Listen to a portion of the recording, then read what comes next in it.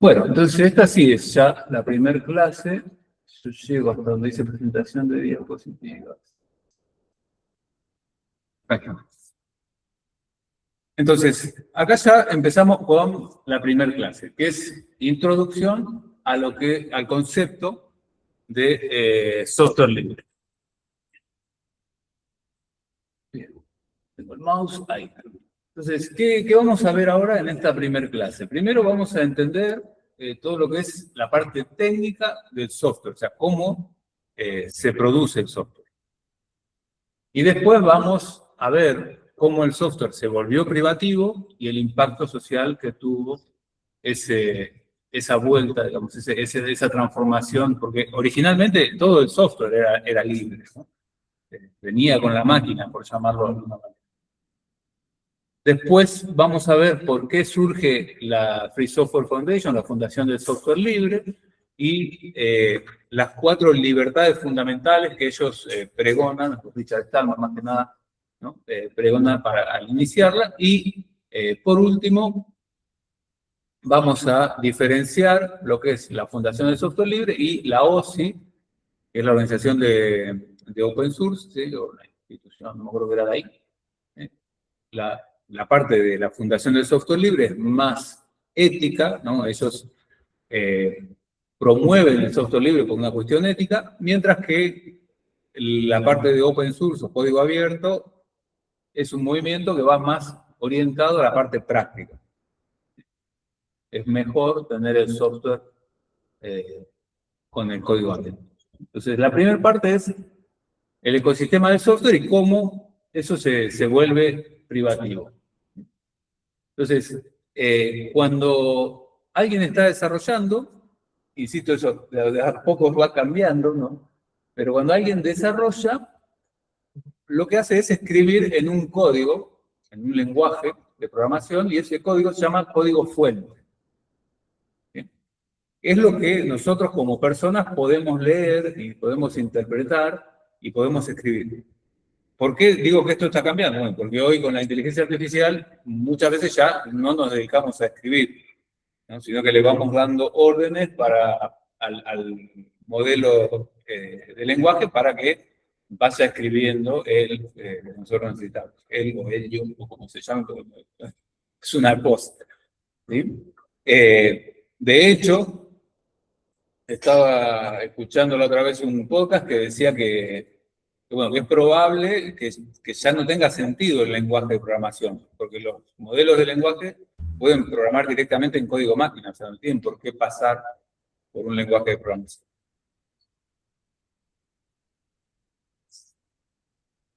Lo que sí es una realidad que los modelos de lenguaje están entrenados con precisamente lenguaje, entonces si piensan que no piensan, pero que si actúan también siguiendo el lenguaje, por lo tanto son mejores programando que usando código máquina.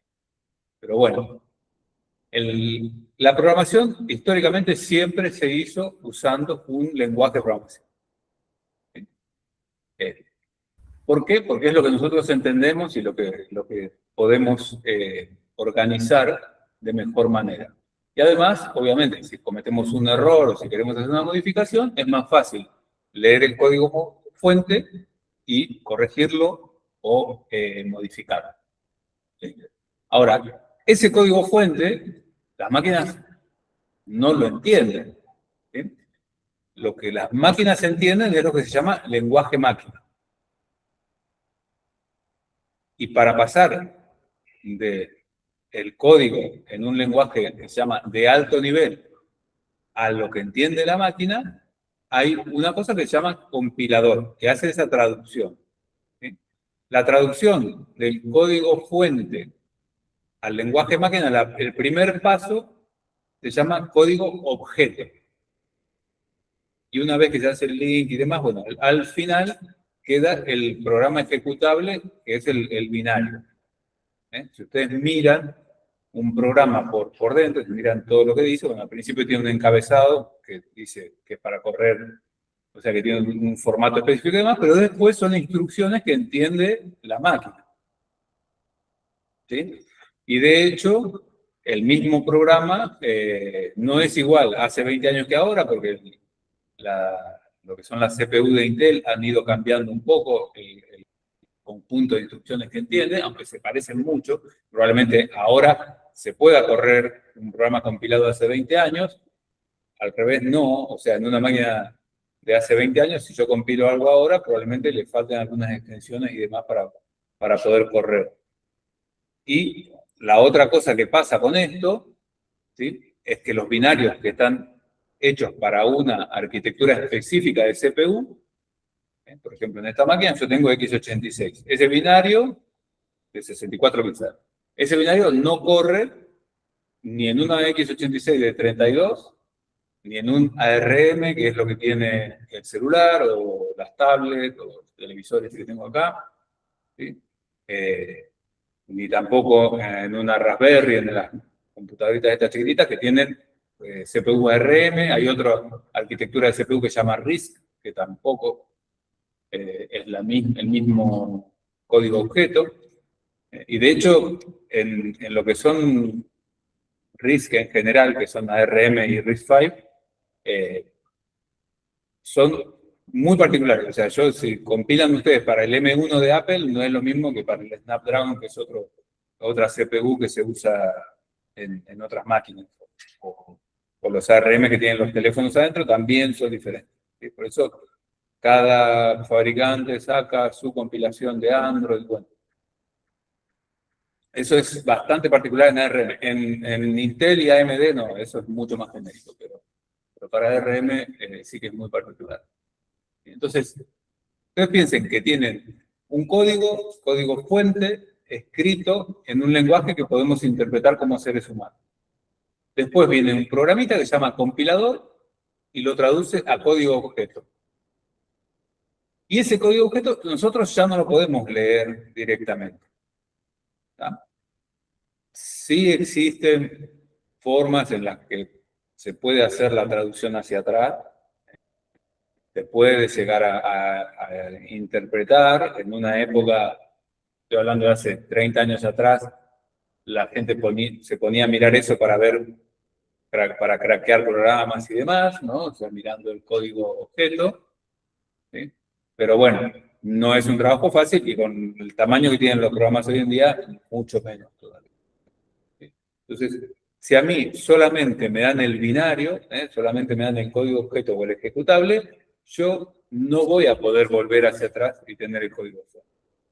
Y ahí el programa se vuelve de alguna manera opaco. Si yo ya no puedo hacer modificaciones, no puedo corregir errores, porque no tengo forma de saber cómo está hecho. Entonces, cuando solamente nos dan el código fuente, hablamos de software privativo. A veces se llama propietario, en general lo vamos a definir como no libre según la Fundación de Software Libre, porque nos quitan la libertad de ver cómo está hecho todo el programa. Entonces, el software privativo, si vamos hoy a ser muy, muy estrictos, es cualquier software que limite alguna de las libertades que ya vamos a ver, ¿sí? Que son las libertades que dice la Free Software Foundation. Pero ya de por sí, si nos dan un software y nos dan solamente el ejecutable, es privativo. Si no nos dan el acceso al código fuente, ese software es privativo.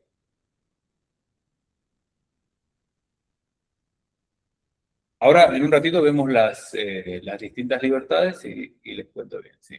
Entonces, ¿cuáles son las restricciones más comunes que suelen existir al software para decir que es privativo? ¿Sí? Primero, un contrato de licencia que limita el uso a un solo dispositivo, por ejemplo. Así que en inglés se llama EULA, End User License Agreement, ¿sí? Acuerdo de licencia de usuario final. Si ustedes leen bien la licencia del Windows que pueden tener en una máquina, Dios no lo permita, el Windows dice claramente que solo en una máquina lo pueden instalar. Y además, ustedes no son dueños del software, ustedes tienen una licencia de uso. y para ciertas cosas. O sea, de hecho, hay una versión de Windows para usar en la casa, una versión de Windows profesional, una versión de Windows comercial. No podrían ustedes, en teoría, llevarse la licencia que compraron para una máquina para tener en su casa a una oficina. Todo eso está escrito en la licencia, en el acuerdo de licencia, ¿no? Nadie lo lee, pero es así. ¿Sí? Y además, como les decía, ustedes solamente tienen un permiso de uso, no tienen la propiedad del código. Si la tuvieran, podrían copiarlo a otro lado. Seguiría siendo privativo si lo copian a otro lado, pero por lo menos serían dueños del código. ¿Sí? Bueno, la otra restricción típica es que no les dan el código fuente, no solamente le dan el binario ejecutable, también caso de Windows, de un montón de programas que solamente se lo pueden descargar al ejecutable. El Discord, por ejemplo, que usamos, no te dan el código fuente de Discord. Discord es cerrado. ¿Sí? Provisión de ingeniería inversa, ¿no? Esto de que les decía, antes se hacía, ¿no? Todavía se puede hacer, obviamente, de ver en el lenguaje ensamblador, en el lenguaje máquina, ver qué es lo que está haciendo, ¿sí? Y entender cómo funciona. Bueno, pero normalmente en el acuerdo de la licencia dice claramente que eso no se puede hacer. ¿Sí? Y después, bueno, hay otros mecanismos técnicos que te pueden limitar, como por ejemplo no correr en un hardware que sea específico de un fabricante.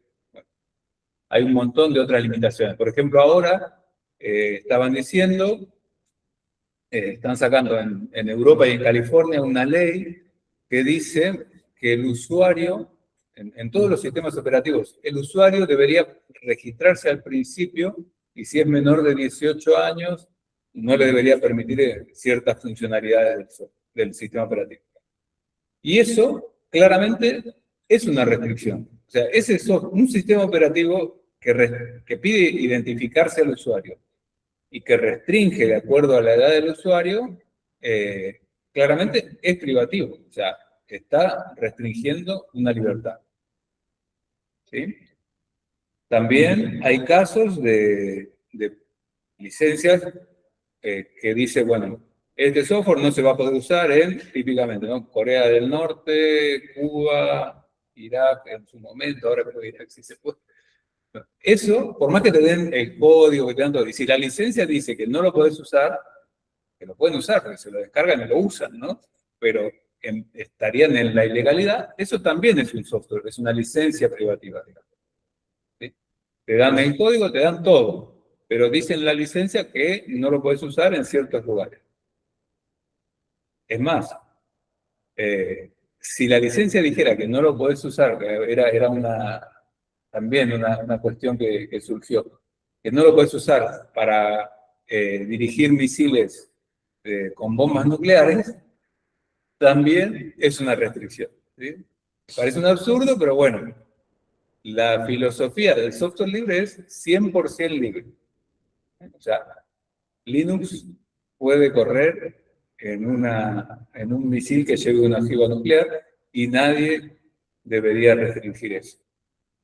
Después vemos si está bueno o no está bueno. Pero en principio no te pueden restringir hacer absolutamente nada. Cualquier cosa que te restrinjan hace que el software se vuelva privativo. Antes, y lo pueden encontrar en alguna bibliografía, ¿sí? Había un software o la Fundación de Software Libre tenía una clasificación de semi-libre y demás. Ahora, hace ya varios años que eso no existe más. O sea, ya es radical en el sentido de o es libre o es privativo. O sea, cualquier cosa que restrinjan, el software es privativo. ¿Sí?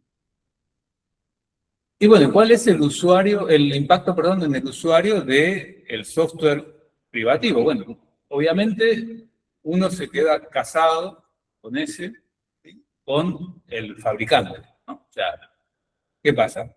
Windows, Windows, Windows, ¿no? La típica que cualquiera que esté trabajando en alguna empresa o en el Estado se dará cuenta de que si te llega un usuario y solamente entiende de Windows.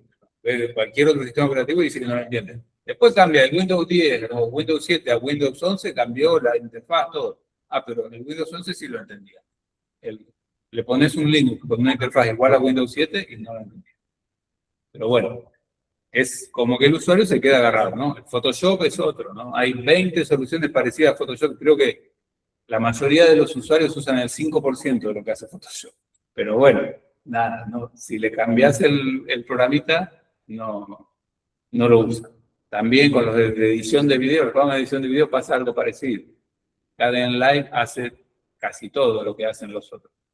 Bueno, entonces, eso es lo que pasa con el software privativo. Y es muy típico en el caso de Apple, por ejemplo, con los teléfonos. El que tiene iPhone, claro, ya agarraste un iPhone y sonaste, porque ya tenés las fotos ahí, usaste los mensajes ahí, cuando querés pasar a un Android, perdés la mitad de las cosas, tenés que estar copiando, haciendo backup. Bueno, eso es lo que pasa con el software privativo a varios niveles.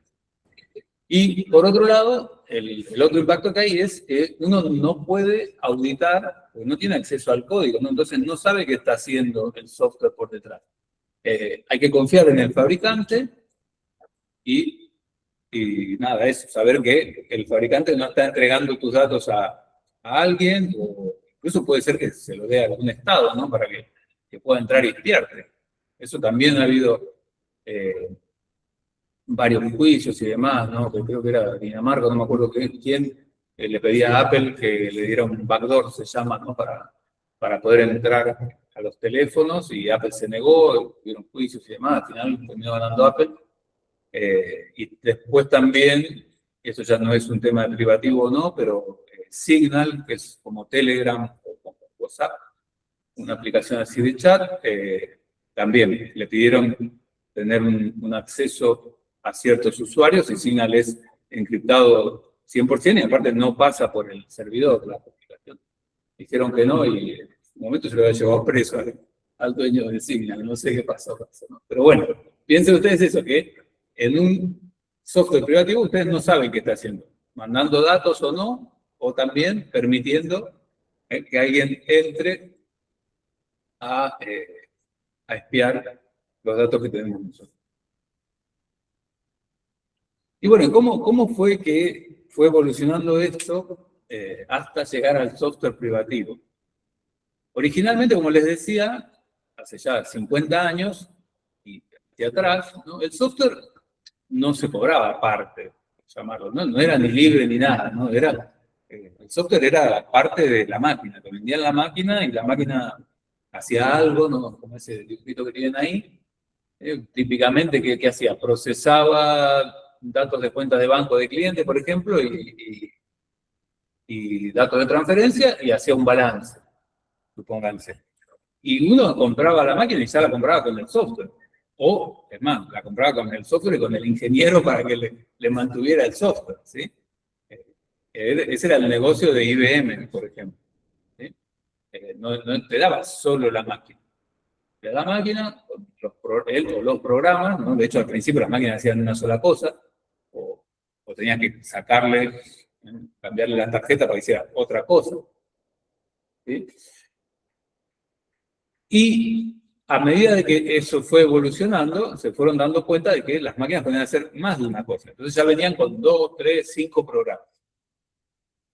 Y cuando se dan cuenta de eso, eso empieza a pasar a fines de la década del 70, principio del 80, entonces se dan cuenta también de que había un negocio con el software, porque no vendía la máquina y después no sabía lo que el cliente hacía con la máquina. Podía ponerle el software que venía con la máquina o cambiarlo por otro y hacer otras cosas. Entonces ahí las grandes empresas que vendían computadoras se dieron cuenta de que había otro negocio que se les estaba escapando. Y entonces surge esa necesidad o esa posibilidad, digamos, de vender también el software. Y para venderlo, obviamente, cierran las puertas al código. También, originalmente, a todas estas empresas les interesaba que las universidades tuvieran acceso al código para que los ingenieros de software se formaran en su producto, digamos, y cuando salían a trabajar recomendaran su producto o pudieran dar mantenimiento a su producto. ¿Qué pasa también? Cuando se cierran, las universidades empiezan a perder ese acceso al código fuente y al software. Incluso algunas universidades no, obviamente se quedan con un acuerdo con el fabricante que sea y puede seguir trabajando, pero bueno, también salen solamente sabiendo utilizar ese programa específico, ¿no? Mantener, digamos, el programa de un fabricante en particular, ¿no? Entonces, cuando se empieza a cerrar todo esto es que alguien se da cuenta de, bueno, esto es un problema, porque el conocimiento al final se queda encerrado adentro de pocas empresas que son las que hacen el desarrollo del software. ¿Sí? Entonces, hay un cambio de paradigma, empieza a cerrarse el software y aparece este movimiento con el tema del software libre. El primero que aparece es Richard Stallman, este muchacho que ya lo habrán visto en videos, creo que Fabián Berti no les hace mirar unos videos, no se los voy a repetir. Todavía anda Stallman por ahí dando vuelta con la misma barba, el mismo pelo. Y bueno, Richard Stallman funda este movimiento. Fíjense que al principio, ¿no? Ya en 1983, él se da cuenta de que hay esta necesidad, porque al cerrar el código ya las universidades y el público en general pierde acceso a ese conocimiento y funda la Fundación de Software Libre con el proyecto que se llama GNU. GNU, no sé, es un acrónimo que después lo redefinen como GNU is not Unix, o sea que GNU no es Unix, pero es un proyecto en principio para hacer un sistema operativo libre. De hecho, GNU originalmente tenía un kernel también, ¿no? Que sería el core del sistema operativo que se encarga de arrancar y parar los programas y demás, manejar las interrupciones de la máquina, un montón de cosas, no es tan simple. Se llamaba GNU HURD y que todavía existe, HURD. Pero ese kernel del sistema operativo de GNU nunca se terminó de desarrollar y por eso se usa el kernel de Linux, que no es parte del proyecto GNU. El proyecto GNU termina quedando como todas las herramientas alrededor del kernel de Linux. Lo primero que hace Stallman es el compilador de C y bueno, a partir de ahí empieza a hacer el resto de herramientas. Hoy en día, la mayoría de las distribuciones usa herramientas de GNU. El LS, cuando escribimos LS, cuando escribimos CD, todo eso son herramientas que desarrolla y mantiene el proyecto GNU. También existen alternativas, no es la única, no son la única posibilidad de tener GNU, así como existen alternativas al kernel de Linux, ¿no? Está el kernel de BSD, hay otros kernel libres. También, bueno, Ubuntu, por ejemplo, está viendo de reemplazar las herramientas de GNU por herramientas. GNU está escrito en C, C++, y ahora, hace ya unos 4 o 5 años, hay un movimiento, como se supone que Rust es otro lenguaje de programación, es mucho mejor, el manejo de memoria es mejor, principalmente, comparado con C, y entonces todas esas herramientas que brinda GNU se han ido migrando a Rust, insisto, no es C, que es otro lenguaje de programación, y Ubuntu ya las integró en la última versión inestable, que creo que es la 25.10, ¿no? Y está viendo de reemplazar. O sea, GNU es el original, es el proyecto que arranca con todo el tema del software libre. No terminan de armar nunca un sistema operativo, sino que arman todas las herramientas y nunca logran tener un kernel funcional. Entonces, toman el kernel de Linux y lo integran con todas sus herramientas. Eso es lo que yo estoy usando en esta máquina y lo que la mayoría usamos. La mayoría de las distribuciones son eso, ¿no? Por eso van a ver que dicen GNU/Linux, porque son todas las herramientas de GNU con el kernel de Linux. ¿Se entiende eso? ¿Sí? ¿Ya lo sabían? Más o menos. Sí.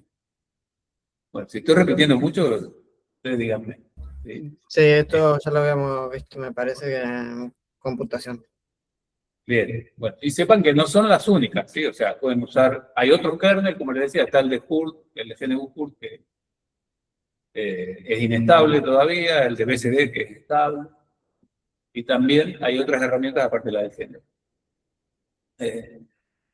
El motivo de Stallman para fundar la fundación, valga la redundancia, es un motivo ético y social, no es el motivo técnico solamente, ¿no? Él dice que el software tiene que permitir, ¿no?, la solidaridad y la cooperación entre usuarios, que no se puede cerrar ese conocimiento y que compartirlo va a mejorar a la sociedad en general. Entonces, la ética hacker es que el conocimiento debe ser libre y que cuando tenemos software privativo, lo único que vamos a lograr es dividir a la comunidad y mantener a los usuarios, ahí dice desamparo, ¿no? O sea que no pueden controlar qué es lo que hace el programa ese que están ejecutando. Bueno, y después lo van a ver que dice, lo que pasa es que esto es un juego de palabras en inglés, ¿no? Que dice, software libre en realidad es free software en inglés, pero free en inglés también es gratis, ¿no? Entonces, aclara que es como free as in speech, ¿no? Eso es la libertad de expresión. Free speech es la libertad de expresión en inglés, ¿sí? Y no como free as in beer, no como free beer, que significaría barra libre o cerveza gratis. Entonces, Richard Stallman, cuando lo funda, ¿no?, explica que el software libre tiene un paralelismo con la libertad de expresión. Y de hecho, eso es lo que él va a mantener todo el tiempo en sus principios, en los principios de la fundación y demás. No es la gratuidad, eso es lo que quiso decir con barra libre. Exacto. O sea que no quiere decir que sea gratis. Exacto. Sí. Pero bueno, si bien barra libre también dice, tiene que ver con que para todo el mundo, no es que el software libre significa que todo el mundo lo puede acceder y así nomás porque sí, ¿no? Sino que es el concepto de fondo es la libertad de expresión, ¿sí? O sea, que todo el mundo tenga acceso al conocimiento. Entonces, Stallman, dentro de la fundación, va a escribir 4 libertades, que como es muy nerd, más que todos nosotros, arranca en el 0, ¿no? Porque el binario arrancaría con el 0. Entonces, la primera libertad, que es la 0, como les decía, es la libertad de ejecución. Ejecutar el programa como se desee, para lo que se desee. Y acá entra lo que yo les decía de la restricción. Si lo restringimos en un país, ya no es libre. Si lo restringimos a menores de 18, no es libre. Parece contradictorio, pero es así. O sea, cualquier tipo de restricción hace que el software deje de ser libre. O sea, si lo restringimos para que no lo usen en armas nucleares, en armas de guerra, no es libre. Entonces, eso era otro reclamo que le hacían ahora a Cloud, ¿no? Cloud, que es una empresa que se llama Anthropic, es como OpenAI y todo eso. No sé si ustedes leen, ¿no?, de estos temas, pero bueno, es la competencia de OpenAI, de Google Gemini. Y lo estaba usando la CIA, el FBI, el ejército de Estados Unidos para perseguir a los iraníes, ¿no? Entonces salió el dueño, que es un italiano, y dijo que no se lo iban a dar más para hacer ese tipo de cosas. Y bueno, por atrás salió el de OpenAI, que ahora no me acuerdo cómo se llama, y le dijo que él sí. Pero bueno, ahí, por ejemplo, ¿no?, si yo digo, bueno, no, este sistema operativo mío no te lo doy para que persigas iraníes, bueno, estoy restringiendo. Después, bueno, habrá que ver. Lo que hizo el otro no era muy ético, pero... Y le dio acceso a todas las informaciones de chat que tiene de OpenAI. Sí, obvio. Bueno. Pero bueno, eso va aparte, digamos, ¿no? La libertad 0 es esta, es que cualquiera lo puede usar para cualquier cosa, incluso para actividades criminales, o que alguien considere criminal. Es así. La libertad de expresión debería ser igual, ¿no? Que por eso los yanquis muchas veces, ¿cuál es la enmienda? No sé qué dicen siempre, que cuando putean a alguien, insultan a alguien, digo, no, yo tengo libertad de expresión. Cualquier límite a esa libertad en principio, es un límite. Y acá es igual, cualquier límite a la ejecución ya hace que el software no sea libre. Aunque alguien venga y diga, no, pero lo usaron para guiar un misil. Bueno, la libertad 1, recuerden que hay una 0 antes, ¿sí? La libertad 1 es la libertad de estudiar y modificar el software como yo quiera. Y acá es donde, obviamente, me tienen que dar el acceso al código fuente. ¿Sí? Si no me dan el acceso al código fuente, yo no tengo manera de saber cómo funciona ese código, ni tampoco tengo manera de corregirlo o modificarlo. ¿Sí? Entonces, esta es bastante simple. Es eso, ¿sí? O sea, es la libertad de estudiarlo, modificarlo, y esta es la que lleva a que me den el código fuente. Por la anterior la puedo cumplir con el binario, ¿no? Si lo distribuyo libremente. Pero esta necesito el código fuente. ¿Sí? La libertad 2 es la libertad de redistribución, o sea que no te limiten cómo uno distribuye ese software. Hoy en día, con Internet, esta libertad casi que no tiene sentido, ¿no? Pero bueno, en su momento se protegían las copias, bueno, se hacían un montón de cosas que hacían que uno no pudiera compartir libremente, ¿no? Entonces, eso se podía restringir. Ahora esta libertad es mucho más difícil de restringir, pero bueno, imagínense que le ponen a ustedes, como es el caso de Windows, ¿no? Una licencia atada a la CPU de la máquina. Y si lo primero que hace el programa es mirar que la CPU sea tal, y si no, no corre, bueno, eso, por ejemplo, limitaría la libertad esta de redistribución. Si yo hago un programa, lo compilo para que mire algo específico de esa máquina o de la tarjeta de red o algo de esa máquina y no pueda correr ya en otro. Entonces, eso sería un limitante, ¿sí? Te dejo, digo, no, lo puedo ejecutar cualquiera para cualquier cosa, te doy el código fuente, todo, pero cuando uno lo compila se da cuenta de que si no está esa máquina, no funciona. Bueno, eso es la libertad. Y la última de las 4 es la 3, que es la libertad de mejora pública.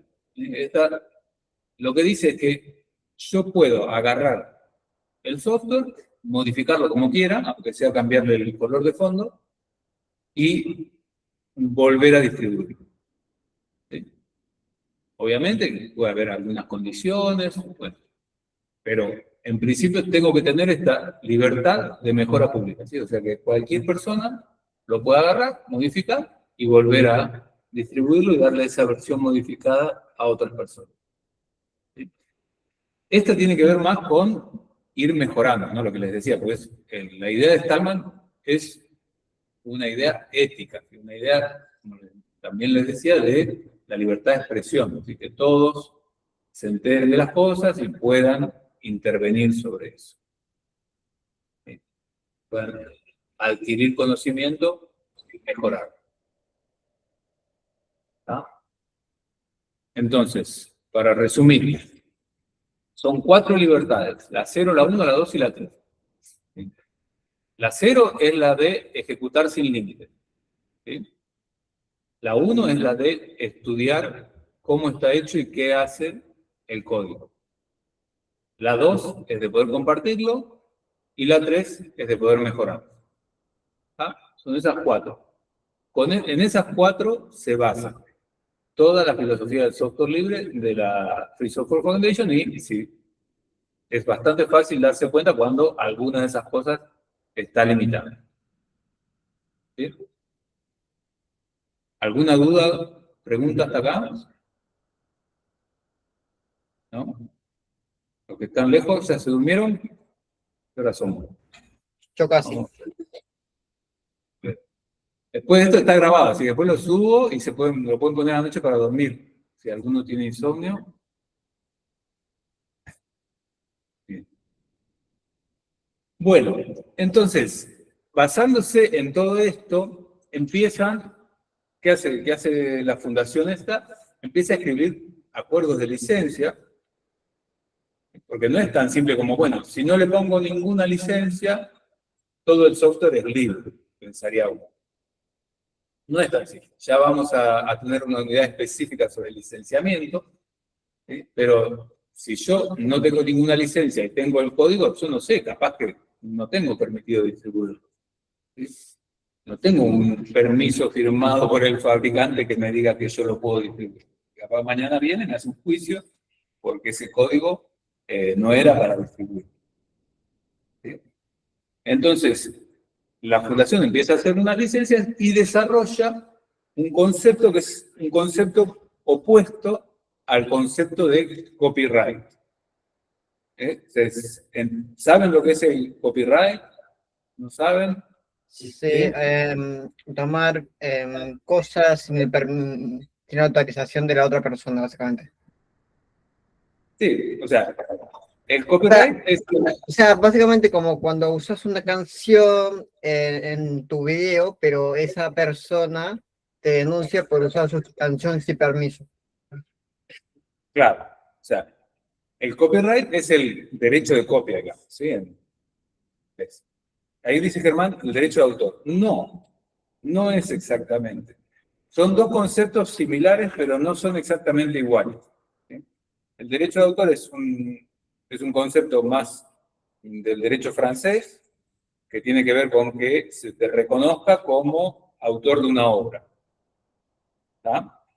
El otro, el copyright, tiene que ver más con el derecho inglés, y los ingleses son más pragmáticos, más prácticos, y es, lo puedo o no lo puedo copiar, básicamente. ¿Sí? Y bien, o sea, el derecho de copia, por ejemplo, el derecho de copia de las canciones de los Beatles, en ese caso sería de reproducción, no la tienen los Beatles.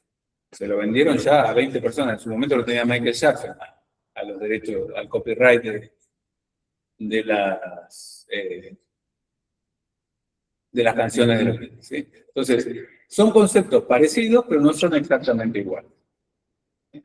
Entonces, el copyright me protege a mí como dueño de algo, como dueño de un libro, una película, y no solamente como autor, sino que yo soy el dueño del derecho de copia y me tienen que pagar a mí un permiso. También existe el tema de que hay cosas que ya están en el dominio público, ¿no? Dependiendo de la legislación de cada país, pueden tener que pasar 80 años después de que se muera el autor.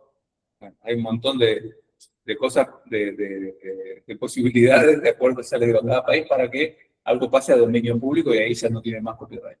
Pero mientras lo tenga, tenemos que pagar un canon para poder usarlo. ¿Sí? No podemos fotocopiar un libro así nomás, no podemos reproducir una canción, salvo para uso personal así nomás. Y lo mismo pasa con el software. ¿Sí? En el acuerdo de licencia, típicamente, cierran esa posibilidad de que lo usemos para otra cosa más que la que nos permite el acuerdo. Y lo que hace la fundación es, para el código fuente, desarrolla un concepto que por contraposición al copyright, ¿no? Copy de copiar, el right de derecho, pero también en inglés significa derecha, ¿sí? Hace un concepto que se llama copyleft. ¿No? Right, left. Esta es la left, esta es la right. Sí, para ustedes.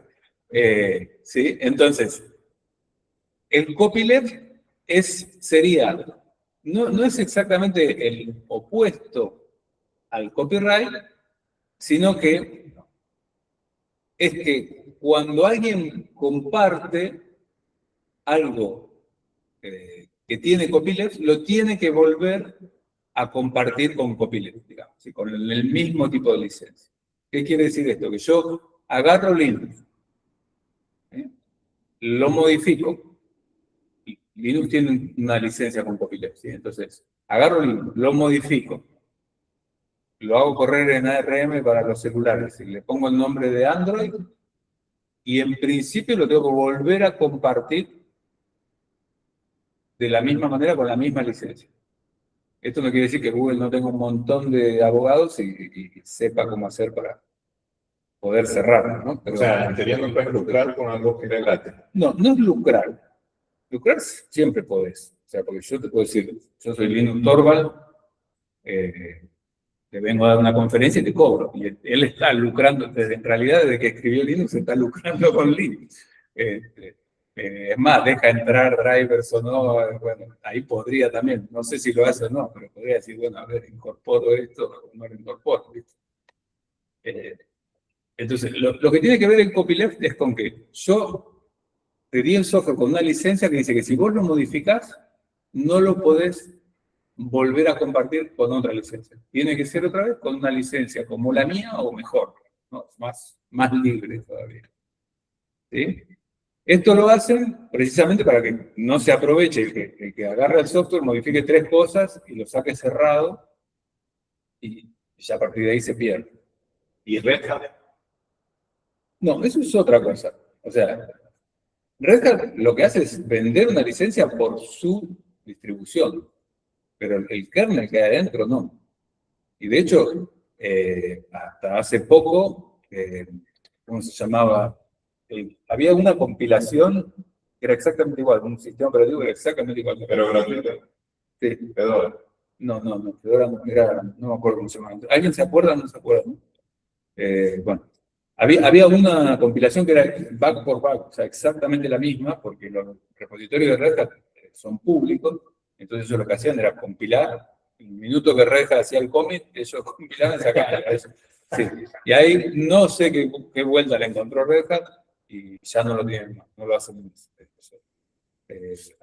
Lo voy a googlear. Lo voy a googlear en el teléfono porque se me complica mucho la computadora. Todavía existe, pero ya no son back por back compatibles porque Red Hat hizo algunas modificaciones y ya no lo permite. Igual todo lo que está dentro de Red Hat no tiene la licencia GPL, que es esta que tiene el copyleft, ¿no? Entonces lo pueden hacer. Pero usan como base el kernel de Linux. El Entonces, lo que kernel, hicieron sí. fue agregarle cierto software encima, capas, y eso es lo que privatizaron. No sé, no te sé decir.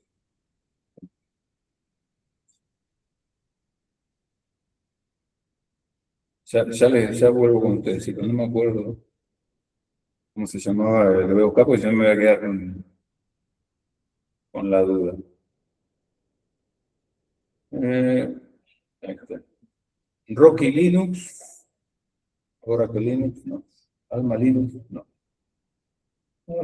Sí, creo que era Rocky Linux uno de estos. La verdad que no me suena ninguno. Me dice Oracle y Alma, pero no me acuerdo. Había uno que era. Y bueno, tuvieron ahí un agarrón. CentOS. Claro, CentOS era también. CentOS era la distribución para servidores. Fedora es la de desktop. O sea, Fedora es el origen, digamos, de Red Hat. Ellos no mantienen ahí papean todo. Claro, sería como el Chromium para el Chrome, una cosa así. Sí. Pero bueno, sepan que echa la ley y echa la trampa. O sea, obviamente, las empresas grandes tienen sus formas para cerrar ciertas partes del código. Y después, la otra cosa importante de copyleft es que ahí dice, si modificas el código y lo distribuyes. ¿Qué quiere decir? Que si lo modificás para usarlo vos, y no lo vas a distribuir, no tenés que compartir el código y todo igual la misma licencia. De hecho, los servidores de Cloudflare, los de Facebook, los de Meta, los de Google, todos corren cosas basadas en el sistema operativo gratuito, con sus modificaciones. Lo que pasa es que, bueno, obviamente esas modificaciones de ellos no las dan al público en general, pero tampoco lo comparten al software. Entonces, copyleft es para cuando uno modifica el código y lo vuelve a compartir. Si lo guarda para uso personal, o sea, personal o interno en una empresa, no es necesario volver a compartirlo con la misma licencia. ¿Sí? Eso tenganlo en cuenta, porque alguna de las preguntas es sobre eso. ¿Sí? Concepto de copyleft. Entonces, para asegurar este concepto, la Fundación de Software Libre hace una licencia pública general, que se llama así, GNU GPL, ¿sí? General Public License. Entonces, es la licencia, la primera licencia que sacan, van a ver que después hay varias versiones. Insisto, después en unidades más adelante vamos a ver más los detalles, pero bueno, la licencia esta tiene como primer objetivo es asegurarse este copyleft y proteger obviamente las 4 libertades. Se llama licencia viral porque obliga a que todos los derivados de un software que se compartió con GPL también tengan que tener GPL. Por eso van a encontrarse ustedes con que el software de código abierto, que es el open source, muchas veces no usa GPL. Porque la GPL es muy extremista, digamos, ¿sí? Entonces van a ver que todos usan otras licencias, como la licencia MIT, la de Apache y demás, que son más permisivas. Estas son licencias que son muy extremistas. El kernel de Linux sí usa GPL y obviamente todo el software que hace GNU también usa GPL. Bueno, y como les decía, como contraposición a la fundación, surge mucho después, ¿sí? 15 años después más o menos, un movimiento que se llama Open Source, de la OSI, que es Open Source Initiative, o sea, la iniciativa de código abierto, que inicia desde un punto de vista más pragmático o práctico, digamos, ¿sí? No sé si está más adelante, creo que no lo puse, pero esto surge, Eric Raymond trabajaba en Netscape. Netscape son los que hacían un navegador, que después pasó el código a lo que es hoy en día Firefox, y era el navegador líder en Internet en el año 98, que la mayoría de ustedes no habían nacido, vos capaz que sí, no, yo tampoco, por eso. Yo sé. Y entonces, nada, cuando ven que empiezan a perder terreno contra Microsoft, con el Explorer y demás, miran qué alternativa tenían y como no tienen la capacidad de desarrollo que tienen las grandes empresas, los tipos dicen, bueno, vamos a tratar de trabajar de esta manera. O sea, habían visto que, por ejemplo, Linus Torvalds, haciendo esto, había logrado hacer un sistema operativo entero, ¿no? Un kernel completo. Entonces, como una solución práctica, arrancan con esta iniciativa. ¿Sí? De hecho, Eric Raymond, que ya le digo, era una de las personas que arranca con esto, escribe este libro, La Catedral y el Bazar, que está en castellano, y que habla precisamente de 2 tipos diferentes de desarrollo, y es más, dice que el desarrollo usando open source es superior técnicamente al del cloud source, al de fuentes cerradas. ¿Tá? O sea, ¿en qué se basa? Y se basa en eso, ¿no? La catedral significa, la catedral sería un lugar muy organizado, con una jerarquía, con distintas responsabilidades, que es como se desarrolla el software dentro de una empresa, y el bazar es más un lío, hay de todo por todos lados, y bueno, todo el mundo va tocando todo, ¿sí? Entonces, obviamente que esto lo hace basándose en la experiencia de Linus Torvalds, que escribe este libro y defiende que desarrollar de esa manera es superior técnicamente. ¿Por qué? Porque dice que dados los suficientes ojos, o sea, con suficiente cantidad de gente que esté probando el software, todos los errores van a salir a la superficie. Ahí dice, son superficiales, una traducción. O sea, como todos los errores se van a hacer visibles si hay un montón de gente probando y viendo. Entonces, imagínense que una empresa como Microsoft, si bien hay herramientas que es dar las alfas y las betas a los early adopters y todo esto, ¿no? Para que vayan probando, pero las pruebas son mucho menos que el software libre, que está continuamente liberando versiones y los usuarios al final somos los que lo probamos, los que vamos descubriendo los errores. Entonces, fíjense que no tienen nada que ver con la otra, que era no, porque éticamente, porque la libertad de expresión, no, este dice no. Si desarrollamos así, todo el mundo puede tocar, todo el mundo puede mirar, se va a poder resolver el resultado. Se obtiene un mejor resultado. Claro. Se obtiene un mejor resultado. Bueno, entonces, la OSI también hace una definición Y no son libertades, ni principios, ni mucho menos, sino que son 10 criterios técnicos para decir cuándo un software es o no open source. El objetivo, al final, es garantizar que haya un ecosistema de desarrollo mejor que si el código estuviera cerrado. Entonces, los criterios son, como digo, 10, pero vamos a ver lo más importante, ¿no? Que se pueda redistribuir de manera libre, que esté disponible el código fuente, que obviamente se llama open source, que se deben permitir modificaciones y que esas modificaciones se distribuyan bajo los mismos términos. Acá son más permisivos, ¿sí? Dice la misma licencia, pero no es exactamente igual. Otra cosa que no lo contempla la Fundación del Software Libre es el tema de la integridad del autor.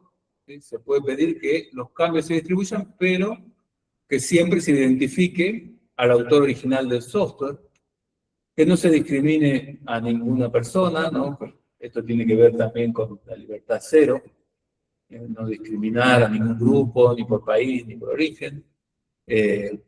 No discriminación de campos de uso, ¿no? Por ejemplo, no puedo decir, no, esto se lo doy para uso familiar, sí, pero para uso comercial no, porque es algo también que pasa mucho en las licencias de uso del software. Bueno, que se tiene que aplicar esos derechos sin necesidad de otras licencias, que no tiene que ser específico para usar con un producto en particular, que no restrinja el uso de otro software de manera simultánea, ¿no? Bueno, por último, el tema de neutralidad tecnológica, ¿no? Que no se base en hardware o interfaces específicas para poder ejecutarse.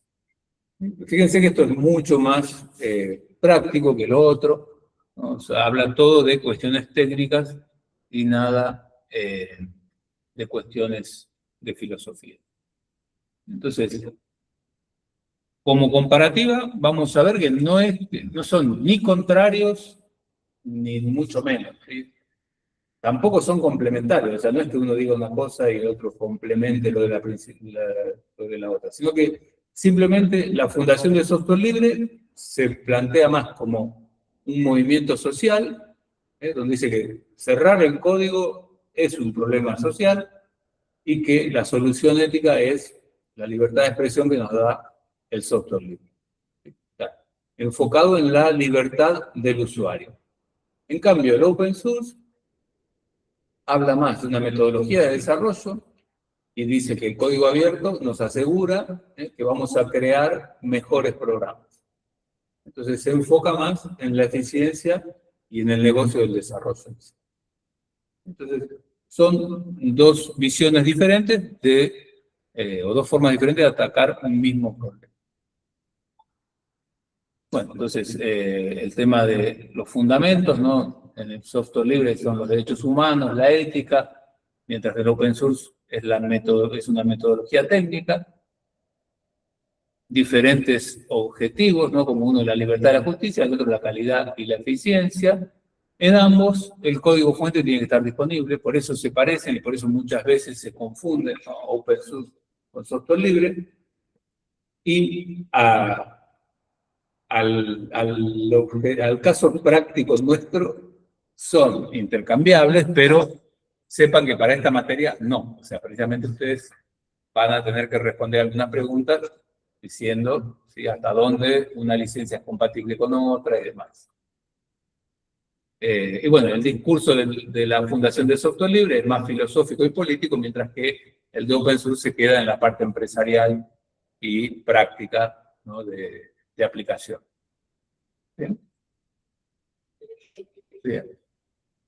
Entonces, cada uno, obviamente, o cada uno de los dos conceptos va a tener distintos tipos de licencias. Ya les hablé de la GPL, el Open Source, hay otras licencias. Y cuando elijamos nosotros qué licencia vamos a usar, bueno, tiene que ver si lo que uno está desarrollando va más por el lado de la ética, la autonomía y demás, va a usar las licencias de la Fundación de Software Libre, y si se valora más el tema de innovación o la posibilidad de algún momento de hacer negocio, Entonces suelen usar las licencias que van más por el lado del open source. Los dos, las dos fundaciones, los dos movimientos ayudan a combatir, digamos, el monopolio del software privativo. Si es que hace falta combatirlo, pero bueno, en teoría, según la Fundación del Software Libre, sí. Bien, y por último, ya para cerrar, bueno, el tema de soberanía y transparencia, vamos bien con tiempo. Sí. Bueno, como les decía, bueno, no solamente la soberanía no solamente tiene que ver con la posibilidad de tener el código y modificarlo, sino que, bueno, si nosotros nos cerramos al uso de un software privativo que venga de afuera, obviamente perdemos soberanía, porque perdemos control sobre lo que estamos haciendo. No sabemos qué está pasando con nuestros datos. Hoy en día todo está conectado a Internet, por más firewall que pongamos y demás, no sabemos si están sacando información de lo que estamos haciendo, de los procesos que estamos llevando a cabo. Y además que obviamente que en el momento que ese proveedor extranjero, por lo que sea, esté limitado a darnos parches o lo que sea, o modificaciones, nosotros nos vamos a quedar en banda, o sea, no vamos a poder progresar, no vamos a poder arreglar un sistema que probablemente no funcione. Más, incluso pueden ponerle para que si no renuevo la licencia, deje de funcionar el software. Imagínense que ahora los Windows en Irán no deben estar funcionando. No quiero decir que lo que hace Irán está bien, pero quiero decir que alguien que nos da un software privativo puede restringir su uso cuando quiere. ¿Sí? Después, también está lo que yo les decía, que tiene que ver con la posibilidad de auditar el código. Si yo tengo el acceso al código, puedo auditarlo, puedo saber si está enviando datos, si los está guardando o no, si hay alguna forma de que alguien se conecte a mi máquina desde afuera y acceda a todo el contenido de mi máquina. ¿Sí? Si el software en principio me lo dan completamente cerrado, es muy difícil que yo pueda ver eso. No es imposible, obviamente, pero es mucho más difícil. ¿Tá? Y después también la otra seguridad que nos da el software libre es que como hay mucha gente mirándolo, como decíamos en el caso del bazar, ¿no?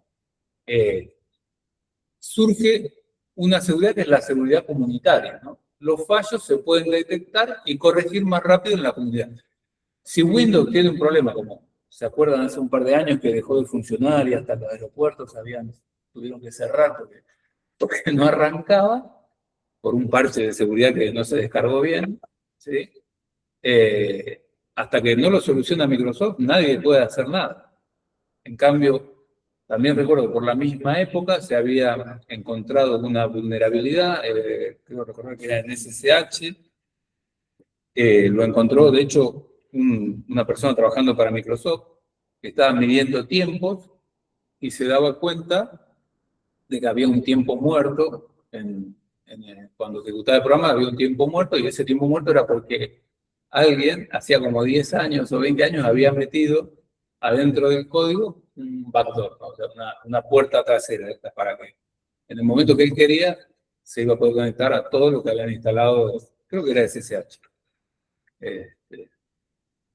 Obviamente, este tipo lo encontró, lo publicó en un foro y a los 5 minutos ya estaba corregido y lo fueron corrigiendo todos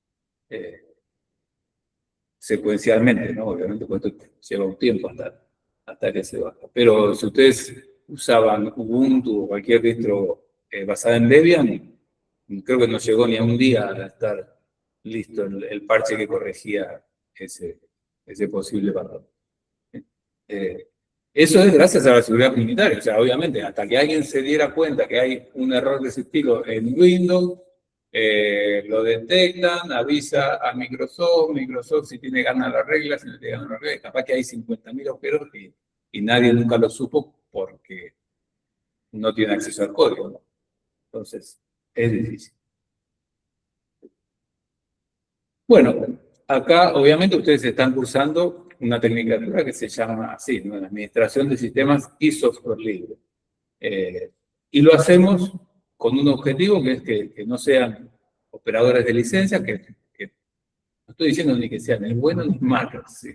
Estoy diciendo nada más que hay otros lugares donde ustedes lo van a aprender es a administrar máquinas con Windows o cosas por el estilo. O ser DBA de Oracle. ¿Sí? Bueno, no, acá la idea es que ustedes tengan un conocimiento en general de toda la tecnología, particularmente de la tecnología libre, para después poder aplicar ese conocimiento a otros productos, ¿no? No tiene por qué quedarse en el software libre. De hecho, les decía Lucas, Linkyman está trabajando en el Tribunal de Cuentas, ahí usan software libre, pero también usan privativo, ¿no? O sea, las máquinas, la mayoría tienen Windows, pero los conceptos son similares. O sea, lo que ustedes hacen en software libre también existe en el software privado. ¿Sí? Pero la ventaja de usar software libre para la enseñanza es que ustedes tienen disponible un montón de herramientas, todas gratuitas, las pueden ver, las pueden usar, si tienen ganas, las pueden analizar el código para ver cómo lo hacen. Pero también hay un montón de gente que lo ha analizado y que les puede ayudar a comprender cómo funciona. En el caso de enseñar con herramientas privativas, tenemos que estar pendientes de la licencia, de lo que dice el fabricante, de si lo puedo usar, si no lo puedo usar, si lo puedo instalar, cómo configurar, etcétera, etcétera. Es muy difícil. Entonces, como cierre para hoy, los puntos para recordar, el software privativo nos va a restringir las libertades, así crea en nosotros una dependencia comercial. La fundación del software libre nos dio, para evitar esto, 4 libertades, ¿no? Que son la libertad de ejecutar, estudiar, compartir y mejorar. Son esas 4. ¿Sí? Recuerden que la primera es la libertad 0, la de ejecutar. Y la última es la 3. El open source es muy parecido, ¿no? También impulsa que se distribuya el código junto con los programas, pero busca más la eficiencia técnica que la cuestión ética de la libertad.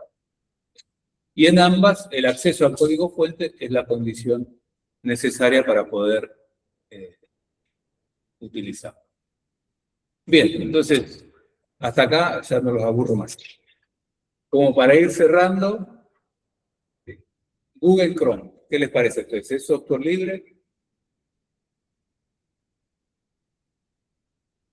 ¿Usaron Chromium ustedes alguna vez? ¿No? Chrome, sí. Eso es Google Chrome. Yo estoy usando Google Chrome. Bien. Google lo que hace es desarrolla un motor, el motor de renderizado que se llama, ¿no? Para dibujar la página web, y eso después se distribuye como software libre, como Chrome. No me acuerdo exactamente qué licencia tiene Chrome. Y eso sí es software libre. Está todo el código, todo. Pero Chrome no. O sea, Chrome solamente distribuye en el binario y lo principal que tienen es la típica telemetría esta, ¿no? Que está, ¿entiendes? Guardando datos, mandando datos que uno no sabe. ¿Sí? O sea, Chrome, Google lo distribuye solamente en binario. Chromium no lo distribuye Google, sino que es software libre, lo puede distribuir cualquiera. O sea que la base de Google Chrome sí es libre, y de hecho, hoy en día, quitando Firefox y no me acuerdo si Safari de Apple, todos usan el motor de Chromium para su navegador. O sea, Microsoft Edge, Opera, todos Vivaldi, hay como 700, todos usan Chromium como la base. Chrome también usa Chromium como la base. Hay dos bases de origen, Firefox y Chrome. Sí, creo que el web... Porque Brave... No, Brave también. No, Brave es Chromium. No, pero fue basado en Firefox. No, LibreFox, había un par de más basados en Firefox, pero creo que pues Lo único de verdad más seguro es el de Tor. sí, pero ese sí me parece que está basado en Firefox. Pero sí, motores de renderizado hoy 100% funcionales hay 2, y el de Firefox anda cada vez peor, porque se le han quedado un montón. Entonces casi todos usan Chrome. El de Google, ¿sí? cómo se le ocurra cerrarlo a Google o dejar de mantenerlo, suponemos que alguien lo va a seguir, ¿no? Pero bueno, hay uno nuevo que se llama Ladybug, con Y. Y Opera, Opera ahora usa Chrome, sí, hace tiempo ya que cambió. Este Ladybug es uno nuevo, que está hecho en Rust, creo recordar. Y hay ahora, con el tema del vibe coding, como 70 movimientos que empezaron a hacer así, ¿no? Hacer un navegador, un motor de renderizado con vibe coding. Pero llegar al nivel de Chromium es muy difícil. Y además que, bueno, que Chromium, la forma en que trabaja, hoy en día todo el mundo desarrolla para Chromium, para que se vea bien en Chromium, ¿no? Entonces, hay que hacer los sitios para que salgan bien en Chromium, o sea que cualquiera que haga algo, otro motor de renderizado, tiene que hacerlo igual. Volver a hacerlo. Digamos. Bueno, la próxima clase vamos a seguir avanzando, ¿sí? Con el tema de la cultura, la ética y la técnica. Vamos a ver otras cuestiones similares al software libre, como la Wikipedia, que sea información libre, el hardware libre, y cómo la apertura ha cambiado el mundo digital en general.